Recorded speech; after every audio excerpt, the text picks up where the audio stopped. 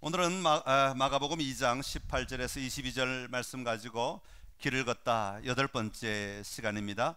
오늘 제목은 신랑입니다. 한번 따라할까요? 신랑. 제가 고등학교 때 어른들이 금식 기도를 열심히 하시는 것을 보고 나도 저 흉내를 좀 내봐야 되겠다, 나도 저렇게 신앙생활을 한번 해봐야 되겠다라고 생각해서 금식 기도하러 기도원에 올라간 적이 있습니다. 고등학교 1학년 때 같은데 한창 먹을 때 아닙니까? 그저 보이는 족족 입으로 다 집어넣어도 시원찮을 때인데 금식 기도하러 기도원에 갔으니 이게 보통 문제가 아닙니다. 첫날 밤을 지내는데 얼마나 고통스러운지, 이제 겨우 두 끼밖에 안 굶었는데 너무너무 배가 고파서 우물에 나가서 그 물을 퍼다가 하여튼 한참 마시면서 참아냈던 기억이 있습니다. 밤에 잠을 자려고 하는데 배가 고프니까 온몸을 웅크리고 자게 되더라고요. 아침에 일어나는데 온몸이 쑤시고 아파서 견딜 수가 없는 지경이 되었습니다. 배고픔을 잊어보기 위해서 산책을 하기도 하고 성경을 펴서 읽기도 하고 기도도 하지만 집중이 잘 되지 않는 겁니다. 너무 배가 고파서. 기도하려고 본당에 올라가서 자세를 잡고 기도를 시작하면 갑자기 눈앞에 에이스 크래커 한 조각이 왔다 갔다 하면서 저를 유혹하는 것입니다. 그렇게 이튿날이 지나고 사흘째 아침이 되었습니다. 얼마나 기뻤는지 모릅니다. 왜냐하면 제가 사흘을 버텨냈기 때문입니다. 사흘을 채우고 제가 작정한 사흘간의 금식 기도를 마치고 내려오기로 하였습니다. 이제 사흘을 지켰으니까 내가 당당하게 내려가서 할 말이 있다, 자부심을 가지고 미소를 띠고 산을 내려왔더니 버스 정류장 앞에 가게가 하나 있는 겁니다. 저도 모르게 가게 속으로 들어가서 에이스 크래커 하나를 사서 버스 안에서 그 과자를 꺼내 먹는데 이게 꿀맛인지 이게 하늘나라의 맛인지 구분이 안 갈 정도로 맛있더라고요. 그래서 그 앉은 자리에서 그 에이스 크래커 한 박스를 다 먹어 치웠습니다. 여러분 어떻습니까? 이 정도면 제가 어린 나이에 사흘 동안 아무것도 먹지 않고 버텨낸 이 금식 기도가 정말 멋진 금식 기도 아니었습니까? 그런데 사실 지금 돌아보면 그건 금식 기도 했다고 말하기가 부끄럽기 짝이 없는 일이었습니다. 여러분, 금식 기도의 핵심은 무엇입니까? 금식이 아니라 기도인 것이죠. 기도라고 하는 것도 단순히 기도만 하는 것이 아니라 그 집중하는 기도 시간을 통해 하나님을 만나고 누리는 것이죠. 집중하는 그 기도 시간에 밥도 먹지 않고 내 몸을 제어해 가면서까지도 내가 기도하는 이유는 나를 구원하신 예수 그리스도를 더 깊이 만나고 누리기 위하여 금식 기도를 하는 것입니다. 그런데 저는 금식은 했는데 기도는 제대로 하지 못했던 것 같습니다. 예수님은 당시 바리새인들과 종교 지도자들이 가지고 있는 믿음의 방식들을 대하면서 무엇이 우선되고 무엇이 질서인가를, 다시 말하면 이 신앙의 체계를 계속해서 정립해 주고 계신 것을 볼 수가 있습니다. 바리새인들이나 종교 지도자들은 율법을 지키면 그게 바로 하나님을 사랑하는 것이다, 그렇게 이야기를 합니다. 그러나 예수님은 그 반대로 오히려 이야기를 합니다. 너희가 전심으로 하나님을 사랑하면 너희들이 그 율법을 지키게 될 것이다, 그렇게 말씀하시는 것이죠. 예전에는 교회 안에 이런 얘기들이 참 많았습니다. 우리가 신앙생활 할 때 너 이렇게 하지 않으면 하나님께서 매를 드실 거야, 너 매 맞아봐야 정신 차릴래, 하나님이 너 매질하면 무서워. 여러분, 그런데 가만히 생각해보면 그런 방식으로 무엇인가를 얻기 위해 우리가 절제하고 단순히 얻기 위한 기도를 한다면, 그런 신앙생활을 한다면 그 신앙생활이 참으로 우리를 기쁘게 할까요? 하나님으로 말미암는, 예수 그리스도로 말미암는 기쁨이 우리 안에 솟아나게 될까요?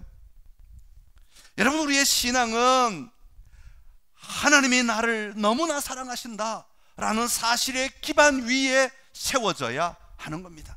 하나님이 너무나 나를 사랑하셔서 나를 작정하시고 나를 품으시고 나를 콕 찍으셔서 너는 나의 아들이야, 너는 나의 딸이야 라고 작정하시고 우리를 부르셨다는 사실에서부터 출발해야 하는 겁니다. 하나님이 나를 너무나 사랑하셔서 우리의 죄를 그냥 두고 볼 수 없어서 죄 때문에 죽어가는 우리를 너무나 안타깝고 너무나 불쌍하고 너무나 고통스러워 하셔서 자신의 독생자 예수 그리스도를 이 땅에 보내주시기까지 우리를 사랑하셨다는 그 사랑의 기반 위에 우리의 신앙이 세워져야 하는 것입니다. 그 믿음의 고백 위에 우리의 신앙이 세워져서 나로 하여금 하나님의 자녀가 되게 하고 내가 마음껏 하나님 앞에 서서 하나님을 나의 아빠라고 나의 아버지라고 부르며 나아갈 수 있게 주셨다는 이 사실 때문에 감사하고 기뻐하고 즐거워하며 나아가는 것이 우리의 신앙의 기반이 되어야 하는 겁니다. 그것을 추구하고 누리는 삶이 우리로 하여금 주님이 기뻐하시는 삶을 살아갈 수 있도록 만들어주는 힘이 되어야 하는 것이죠. 누가복음 10장에 보면 예수님께서 길을 가시는데 마르다가 예수님과 그 제자들을 자기 집으로 초대하는 이야기가 나옵니다. 예수님과 그 제자들이 그 집에 들어갑니다. 그리고 이 마르다에게는 여동생이 하나가 있었는데 그 이름이 마리아였습니다. 예수님이 집에 들어오셨을 때 예수님이 사람들 앞에서 여전히 많은 이야기들을 하고 계실 때 마리아는 예수님의 발 앞에 앉아 있었다고 성경은 기록하고 있습니다. 그런데 이 마르다의 마음 안에는 굉장히 분주했다, 준비하는 일이 많았다, 그렇게 성경은 기록하고 있습니다. 아마도 예수님과 그의 제자들을 위해 음식을 준비하느라 마음이 굉장히 분주했던 것 같습니다. 저 많은 사람들을 먹이려면 이 많은 음식을 어떻게 해야 될까, 무엇을 해야 될까, 굉장히 분주하고 굉장히 조급했던 것 같습니다. 그래서 한참을 일하다가 마리아를 쳐다보고는 예수님께 마르다가 다가갑니다. 그리고 이렇게 말합니다. 주여, 내 동생이 나 혼자 일하게 두는 것을 생각하지 아니하시나이까? 그를 명하사 나를 도와주라 하소서, 그렇게 부탁을 합니다. 그때 예수님께서 이 마르다에게 이렇게 말씀하십니다. 누가복음 10장 41절 42절의 말씀인데 같이 읽어보겠습니다. 주께서 대답하여 이르시되 마르다야 마르다야, 내가 많은 일로 염려하고 근심하나 몇 가지만 하든지 혹은 한 가지만이라도 족하니라. 마리아는 이 좋은 편을 택하였으니 빼앗기지 아니하리라 하시니라. 아멘. 예수님은 분명하게 말씀하십니다. 한 가지만이라도 족하니라. 마리아는 이 좋은 편을 택하였다라고 말씀하고 계십니다. 다시 말하면 예수님의 시각에서 마리아가 앉아서 말씀을 듣고 있는 이것이 마리아가 선택한 한 가지, 다시 말하면 가장 좋은 것이라고 이야기하고 있는 겁니다. 여러분, 마리아가 택한 좋은 것, 마리아가 택한 한 가지, 그것은 무엇입니까? 그 시간에 많은 것들을 할 수 있지만 지금 마리아는 자기의 삶 가운데 가장 좋은 것, 가장 중요한 것 한 가지를 취했다고 말하는데 그건 바로 예수 그리스도 자신이었던 것입니다. 다른 어떤 것도 중요하지만 내가 먼저 예수 그리스도를 누리는 자리에 내가 서 있는 것, 예수 그리스도 앞에 내가 앉아 있는 것, 예수 그리스도 얼굴을 대면하고 있는 것, 이것이 마리아가 생각할 때는 가장 중요한 것, 가장 좋은 것 한 가지, 내가 지금 선택하라고 한다면 나는 지금 이것밖에 할 게 없어 라고, 이것이 1순위야 라고 말할 수 있는 그 한 가지가 바로 예수님을 대면하는 것이었다고 이야기하고 있습니다. 여러분, 예수님은 일하지 말라고 말하지 않았습니다. 교회 와서 예배만 드리고 다 집에 돌아가라 그렇게 말씀하지 않으십니다. 예수님은 일보다 먼저 되어야 할 것이 있다 그렇게 말씀하시는 겁니다. 여러분, 그 차이를 우리는 잊지 말아야 합니다. 너희가 여러 가지 마음이 분주하고 여러 가지 생각 때문에 마음이 복잡하고 어지럽다 할지라도 이 모든 것 가운데 한 가지만 취하라고 한다면 너희는 뭘 선택하겠느냐? 한 가지만 취하라고 한다면 가장 좋은 것이 뭐냐고 묻는다면 너희는 뭐라고 대답하겠느냐? 내가 봉사하는 이 일입니다.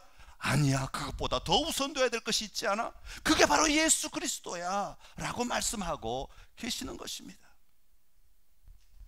내 안에 예수 그리스도로 충만해질 때, 그때야 마르다도 많은 일들을 할지라도 그것으로부터 자유함을 누릴 수 있게 된다고 말씀하고 계십니다. 우리는 기도 자리에 들어가면 참 많은 것들을 생각합니다.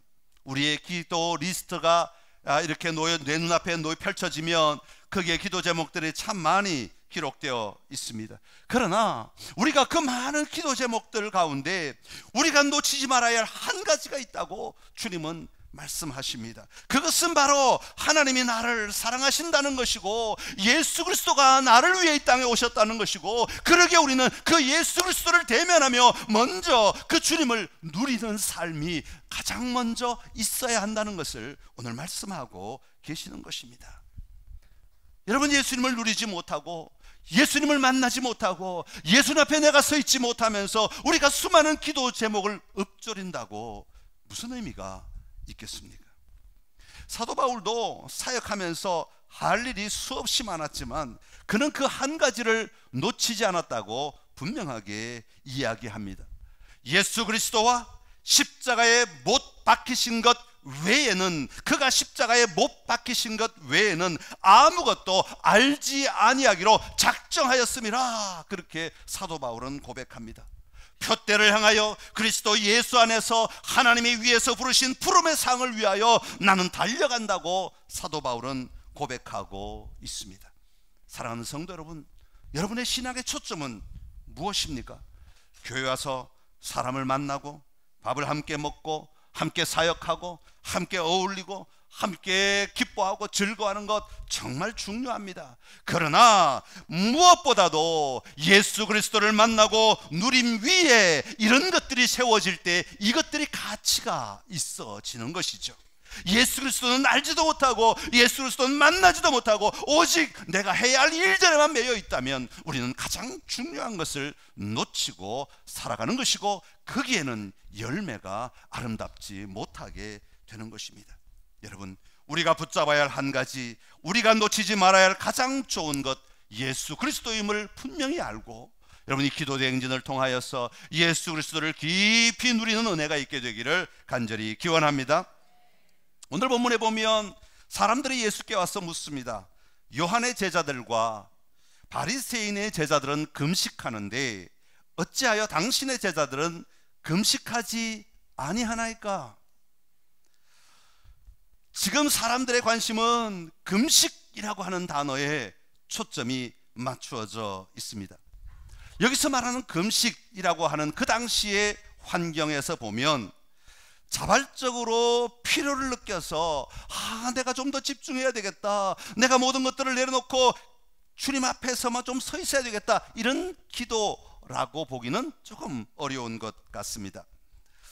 율법적으로 정해진 금식이라는 기도라는 의미가 좀 더 강하게 이 당시에는 이 금식이라는 말 속에 담겨져 있는 것 같아요.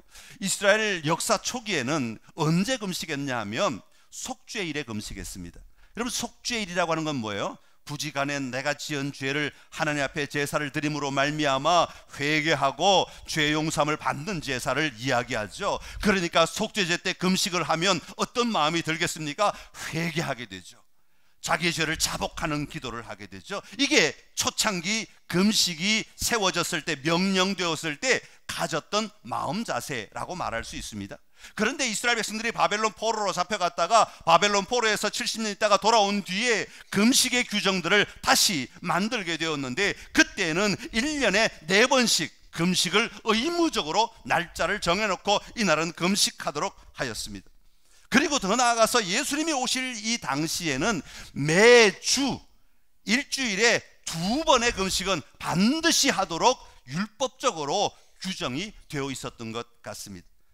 여러분, 원래 금식은 회개와 슬픔의 표시로 하나님 앞에 나아가 하나님을 구하고 하나님의 발 앞에서 나의 잘못을 용서를 구하고 내가 다시 회복되고 내가 다시 믿음의 도전을 하며 하나님 앞에서 내가 바르게 살아가기로 결단하기 위해 했던 금식 기도가 이제는 규례가 되어버렸다는 것이죠. 율법이 되어버렸다는 것입니다.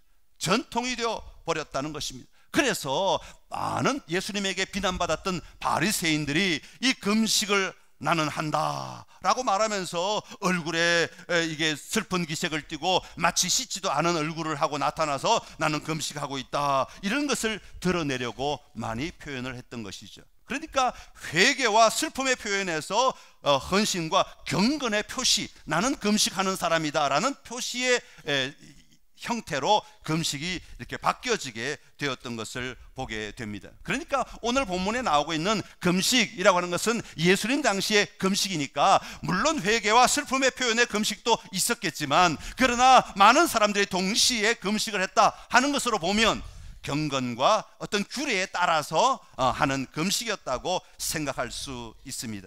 이런 금식에 대한 질문에 대하여 예수님은 이렇게 대답하십니다. 19절과 20절의 말씀인데 같이 읽어보겠습니다. 예수께서 그들에게 이르시되 혼인집 손님들이 신랑과 함께 있을 때에는 금식할 수 있느냐? 신랑과 함께 있을 동안에는 금식할 수 없느니라. 그러나 신랑을 빼앗길 날이 이르리니 그날에는 금식할 것이니라. 아멘. 자, 금식을 하느냐 마느냐 이 질문을 하고 있는 그들에게 예수님은 전혀 다른 단어를 사용해서 대답을 하고 계십니다. 그 단어가 뭐냐면 바로 신랑이라고 하는 단어입니다. 혼인집에서 손님들이 신랑과 함께 있는데 금식하는 사람이 어디 있느냐? 다시 말하면 슬퍼하고 애통해야 할 사람들이 어디 있느냐? 이건 말이 되지 않는 것 아니냐? 당시 사람들은 규례와 전통에 따른 금식에 대한 이야기를 한다면 예수님은 원래 그 의미가 가지고 있는 회개와 자복의 의미로서의 금식을 가지고 지금 이야기하고 계신 것입니다. 그러나 신랑을 빼앗긴다면 너희가 금식해야 될 것이다. 그때야말로 금식해야 할 때이다 라고 말씀하고 계시는 것이죠. 여러분, 예수님이 말씀하시는 신랑은 누구입니까? 예수님 자신이십니다. 예수님이 이 땅에 오심으로 말미암아 지금 하나님의 나라가 이곳에 임하였기에 우리가 지금 할 것은 애통하며 슬퍼하며 안타까워하며 금식하는 일이 아니라 나와 함께 기뻐하고 즐거워하며 하나님 나라의 소망을 가지고 이 걸음을 걸어가는 것이 지금 마땅히 해야 할 일인데 금식하지 않는다고 안타까워할 이유가 하나도 없다라고 말씀하시는 거예요. 메시아인 예수 그리스도가 지금 여기 와 계시는데 너희야말로 예수 그리스도를 모시고 살아간다면, 너희가 내가 메시아인 줄 안다면 마땅히 기뻐하고 즐거워하는 것이 지금 이 시간에 해야 될 일이다, 그렇게 말씀하고 계시는 것입니다. 그러나 예수님이 십자가 달려 돌아가시면 그때는 너희가 안타까워하고 애통해하며 금식해야 할 것이다. 그러나 지금은 내가 너희와 함께 있으니 기뻐하고 즐거워하는 것이 마땅하다고 말씀하고 있습니다. 사랑하는 성도 여러분, 오늘 우리가 하는 금식은 어떤 금식입니까? 여러분, 우리가 금식하는 금식이라는 규례를 지킴으로 말미암아 하나님을 누리는 것이 아니라 주님을 더 깊이 신랑을 누림으로, 내 앞에 계신 신랑을 누림으로 나와 함께 있는 신랑을 즐거워하는 그 잔치 속에 내가 들어가 있음으로 말미암아 그 신랑을 누리게 될 때 오히려 우리는 더 큰 기쁨과 더 큰 은혜를 누리게 된다고 말씀하고 계십니다. 금식하지 말라는 말이 아닙니다. 금식하더라도 금식 자체에 매이지 말고 궁극적으로 누려야 하는 신랑 되신 예수 그리스도를 누리는 기도가 되어야 한다고 말씀하고 계신 것입니다. 기도 대행진을 시작하면서 우리가 집중해야 하는 것은 기도하는 시간이 아닙니다. 어떤 규례를 지켰느냐, 어떤 방식을 지켰느냐, 어떤 자리에 있었느냐, 이것보다 더 중요한 것이 있습니다. 그것은 바로 기도 중에 예수 그리스도를 고백하고 누리는 것입니다. 다시 말하면 신랑을 기뻐하고 즐거워하는 것입니다. 여러분의 신랑을 또 대입하지 마시고 예수 그리스도를 여러분 보고 누리는 은혜가 있기를 간절히 기원합니다. 예수님께서 잡히시기 전에 겟세마네 동산에서 제자들과 함께 기도하러 가셨습니다. 예수님의 수제자라고 할 수 있는 베드로와 야고보와 요한을 데리고 가셨습니다. 예수님께서 그들에게 말씀하십니다. 내 마음이 심히 고민하여 죽게 되었으니 너희는 여기 머물러 깨어 기도하라, 그렇게 말씀하십니다. 그냥 기도하라고도 아니고 깨어 기도하라, 그렇게 말씀하십니다. 그리고는 조금 더 나아가셔서 간절하게 아버지를 향하여 부르짖습니다. 그리고 다시 돌아와 보니 그들은 잠이 들어 있었습니다. 예수님은 이렇게 말씀하십니다. 시몬아, 자느냐? 내가 1시간도 깨어 있을 수 없더냐? 시험에 들지 않게 깨어 있어 기도하라. 마음에는 원이로되 육신이 약하도다. 여러분, 베드로와 야고보와 요한은 지금 왜 기도해야 하는지, 어쩌면 무엇을 기도해야 하는지 알지 못했던지도 모르겠습니다. 그랬기에 기도하라고 하실 때 그저 자리에 앉아 있는 것으로 충분하다고 생각했던 것 같습니다. 그랬기에 시간이 지날수록 좋을 수밖에 없었습니다. 여러분, 형식적인 기도는 영적 능력이 없습니다. 사실 우리의 영이 능력을 입으면, 우리의 영이 깨어 있으면, 우리의 영이 강건하면, 우리의 영이 하나님을 집중하면 그 영이 우리의 육신을 제어할 힘이 있게 되는 줄로 믿습니다. 왜 작심삼일이라는 말이 나오죠? 마음의 생각이 약해지고 몸이 원하는 대로 따라가니까 작심삼일이라는 말이 나오죠.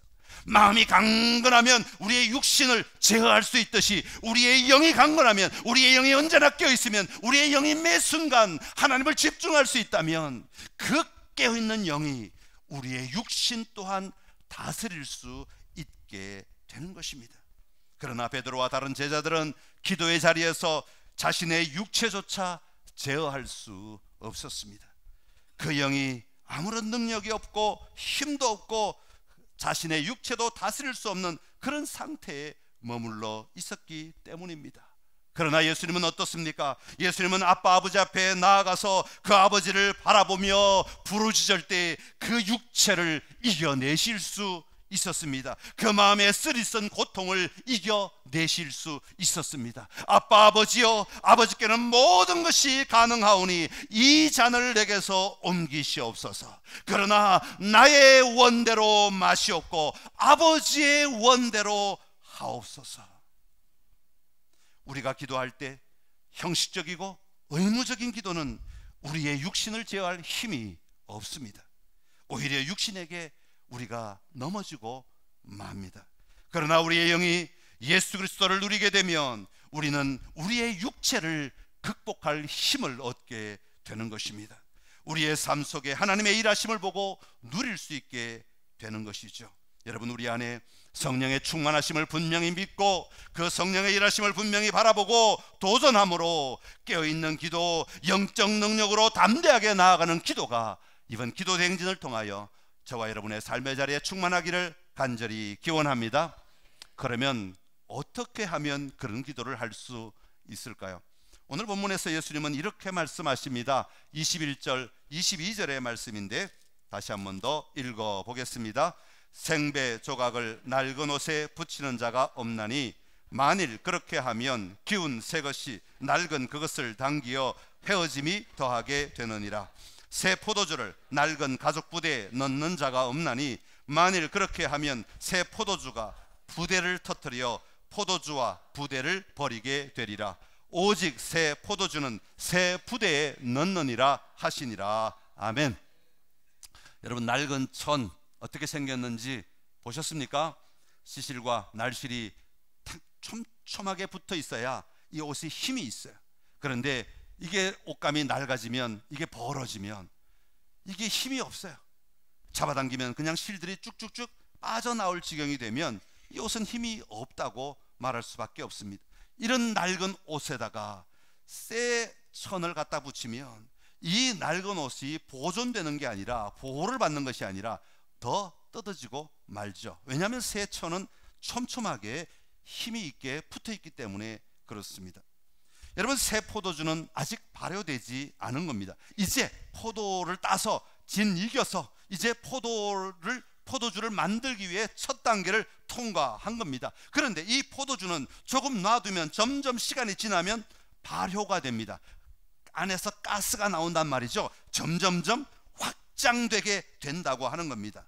여러분, 그런데 낡은 가죽부대라고 하는 말의 의미는, 가죽부대는 이 텐션, 이게 이 여유가 있습니다. 그래서 일반 가죽부대는 처음에는 탱탱어 갔다가도 지나면 지날수록 점점 더 늘어나게 됩니다. 여러분, 가죽 신발 신어보셨습니까? 첫날 가죽 신발이 딱 왔을 때 신으면 발이 아파요. 그러나 일주일 신고 2주일 신으면 내 발에 딱 맞아서 전혀 불편하지 않습니다. 왜냐하면 가죽이 늘어나기 때문에 그렇습니다. 그러나 낡은 가죽부대는 이제는 더 이상 늘어날 데가 없을 만큼 완전히 늘어난 가죽부대를 이야기하는 겁니다. 다 늘어났어요. 그런 가죽부대 안에다가 새 포도주를 집어넣으면 처음에는 괜찮은데 시간이 지나면 지날수록 이 포도주가 점점 더 익어가면서 팽창되기 시작하면 이 가죽부대는 견디지 못하고 터져버리게 된다, 그렇게 말하는 겁니다.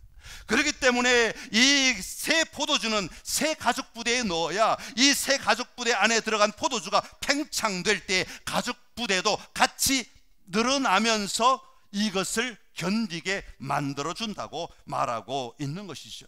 여러분, 이것은 신랑을 맞이하는 우리의 자세를 말합니다. 예수 그리스도를 맞이하는 우리의 자세를 이야기하고 있습니다. 여러분, 신랑 되신 예수님을 맞이하기 위해서 내가 가지고 있는 내 삶의 자리, 헌옷과 같이 이미 찌들어버리고 이미 내가 만든 규례와 율법으로 살아가고 있는 내 삶의 자리에다가 예수님을 덧붙이면 예수님이 내 삶에 역사하실 수가 없습니다. 이미 늘어날 대로 늘어난 가죽부대에다가 예수님을 집어넣고 예수님이 역사하시고 계실 때 우리는 감당할 수 없게 되어버리는 것이죠. 그러기에 우리는 새 천이 되어야 하고 새 옷이 되어야 하고 우리는 새 가죽부대가 될 때에 예수 그리스도께서 우리 안에 오실 때 그 예수님을 마음껏 누리며 그 예수 그리스도로 말미암아 살아갈 수 있게 된다고 말씀하고 있는 겁니다. 어떻게 하면 새 가죽부대가 될 수 있습니까? 어떻게 하면 새 옷이 될 수 있습니까? 여러분, 새 옷을 사오면 그 옷이 여러분에게 맞기 위해서는 입고 있던 헌옷을 벗어버려야 여러분 새 옷이 여러분에게 입혀지는 것처럼 우리가 예수님을 알지 못할 때 가졌던 관습이나 습관이나 생각이나 사고방식들을 내려놓을 때 예수 그리스도의 사고방식이 우리를 지배하기 시작하는 겁니다. 우리의 관습들을 내려놓을 때, 우리의 종교성 잘못된 것들을 내려놓을 때 그제서야 예수 그리스도의 능력이 우리 가운데 임하게 되는 것입니다. 그래서 사도 바울은 골로새서 3장 8절에서 15절에 말하기를 분노와 비방과 험담과 독설과 거짓말의 옷들을 벗어버려라, 그렇게 말합니다. 그리고 그 대신에 긍휼과 자비와 겸손과 온유와 오래 참음의 새 옷을 입으라고 말씀하십니다. 그래야 예수 그리스도를 누릴 수 있기 때문에 그렇습니다. 에베소서 4장 22절에서 24절에 썩어져가는 구습을 따르는 옛사람을 벗어버려라. 옛사람을 벗어버려야 너희가 새사람을 입을 수 있다고 말씀하고 계십니다. 로마서 13장에서는 어둠의 일을 벗어버려라. 그리고 빛의 갑옷을 입으라고 말씀하십니다. 예수 그리스도로 옷 입어야 한다고 말씀하고 계십니다. 사랑하는 성도 여러분, 여러분의 삶에 형식적이거나 습관적인 신앙 체계가 있다면 예수님께서 마음껏 사역하실 수 있는 새 가죽부대로 바꾸어야 합니다. 예수님 없이 살아가던 때의 삶의 습관과 가치, 목표와 꿈, 사고방식들, 이것 다 내려놓아야 합니다. 거기다가 예수님을 보태서는 안 됩니다. 그것들을 내려놓고 벗어버리고 그리고 예수님을 다시 모실 때 그제서야 예수 그리스도를 우리가 우리의 삶의 자리에 담아둘 수 있게 되는 것입니다. 버려야 할 것을 버려야 합니다. 옛 것을 내려놓아야 합니다. 거기에 생명이 있습니다. 단순히 의무적인 기도, 형식적인 기도로는 생명의 주님을 누릴 수가 없습니다. 지금도 살아 역사하시는 주님 앞에 나 자신을 내려놓는 기도가 우리에게 있어야 하는 이유인 것이죠. 이번 기도행진을 통하여 우리 각자의 무너진 성벽을 다시 세우는 은혜가 있기를 간절히 기원합니다. 무너졌다는 것은 잃어버렸다는 것, 파괴되었다는 것만을 말하지 않습니다. 내 안에 고착되어 있는 것도 무너진 것이라고 말할 수 있습니다. 낡은 가죽부대처럼 익숙해져서 새로움을 수용할 수 없는 것도 무너진 것입니다. 예수 그리스도는 늘 새롭게 우리에게 다가오셔서 우리를 다스리시고 인도하시고 말씀하시고 역사하십니다. 기도대행진을 통하여 한 시간도 깨어 있을 수 없더냐, 한 시간도 깨어 기도할 수 없느냐고 말씀하시는 주님의 음성을 듣고 우리 자신들을 내려놓고 새 옷을 입는 놀라운 은혜가 여러분 기도대행진 동안에 있게 되기를 간절히 기원합니다. 더 나아가 여러분의 육체를 제어하는 깨어있는 영이 되심으로 말미암아 여러분의 삶의 자리에 기도의 기쁨과 기도의 아름다움을 누리는 놀라운 삶을 살아가시기를 간절히 기원합니다. 이 시간 우리 같이 좀 기도하기를 원합니다. 우리 말씀 생각하면서 좀 기도하기를 원하는데, 주님, 내 자신의 연약함들, 내 자신의 습관들, 내 고집들, 내 사고방식들, 내가 그동안 가지고 왔던 내 삶의 가치들 내려놓기를 원합니다. 가족 부대와 같은 것들 내려놓기를 원합니다. 예수 그리스도의 생명의 능력이 내 안에 임하여서 작동될 수 있도록 나 자신을 내려놓고 나 자신을 비우고 내 거짓의 옷들을 다 벗어버리고 이제 주님 앞에 새롭게 서기를 원합니다. 주님, 나를 새롭게 하여 주십시오. 내가 주님만 바라볼 수 있게 하시고 주님만 붙들 수 있게 하시고 주님으로 말미암아 새 삶을 살아갈 수 있도록 새 능력 입을 수 있도록 나를 도와달라고 우리 이 시간 좀 결단하며 같이 기도하기를 원합니다. 함께 통성으로 같이 기도하겠습니다. 하나님 아버지, 이 시간 아버지 우리가 말씀을 대하면서 우리 앞에 결단하며 나아갑니다. 우리 앞에 고백하며 나아갑니다. 우리의 연약함, 우리의 나약함,